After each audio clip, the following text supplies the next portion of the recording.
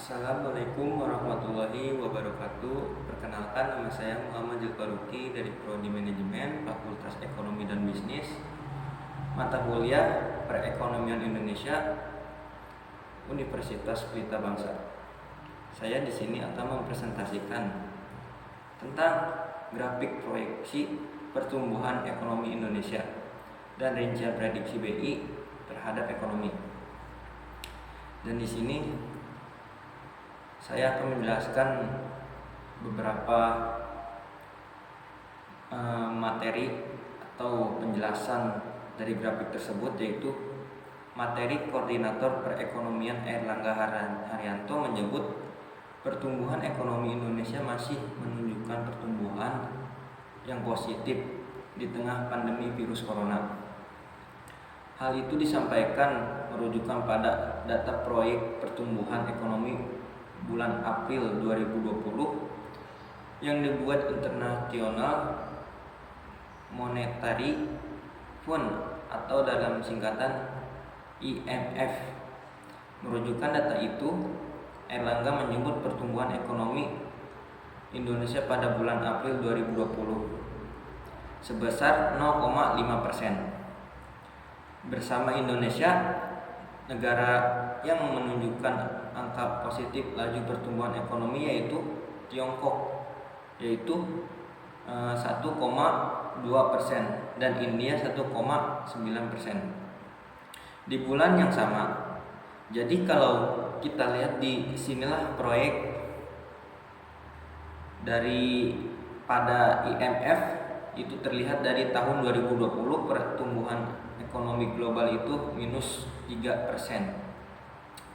Katanya dalam diskusi virtual bertajuk New Normal, Kepatuhan dan Kolaborasi untuk Pemulihan Ekonomi Indonesia. Kemudian untuk negara maju minus 6,1%, emerging country minus 1%, Amerika minus 5,9%, dan hanya 3 negara yang pertumbuhannya positif, yaitu Tiongkok. Tiongkok memiliki 1,2%,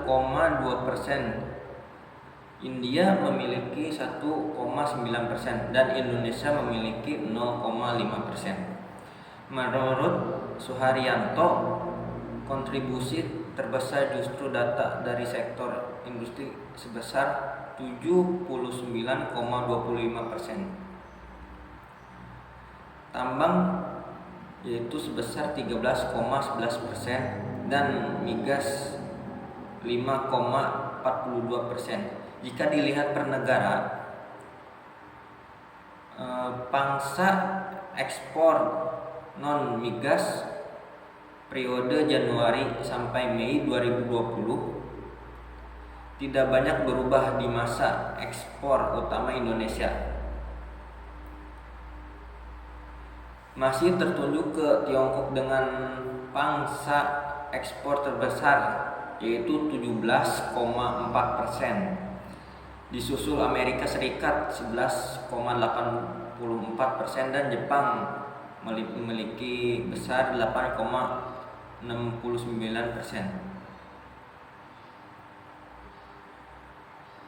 Selanjutnya,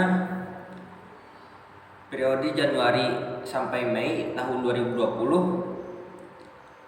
nilai ekspor Indonesia mencapai 64,46 miliar atau triliun, yaitu terbesar dan memiliki angka 5,96% dibandingkan periode yang sama pada tahun 2019 yang mencapai 68,54%. Sedangkan ekspor non migas mencapai 60,97 miliar atau US dollar atau menurun hingga 3,50%.